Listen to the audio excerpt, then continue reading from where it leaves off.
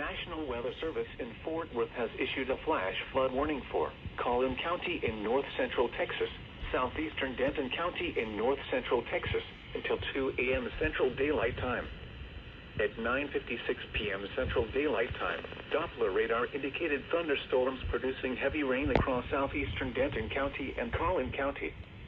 Between 1 and 3 inches of rain have fallen. Additional rain 1 to 3 inches are possible, especially across southern Collin County. Flash flooding is ongoing or expected to begin shortly.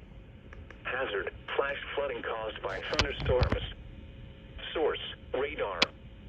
Impact: flooding of small creeks and streams, urban areas, highways, streets, and underpasses, as well as other poor drainage and low-lying areas.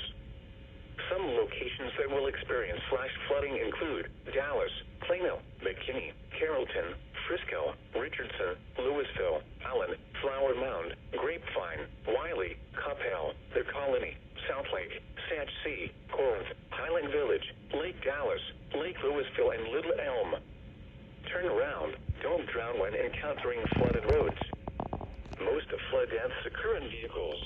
Be especially cautious at night when it is harder to recognize the dangers of flooding.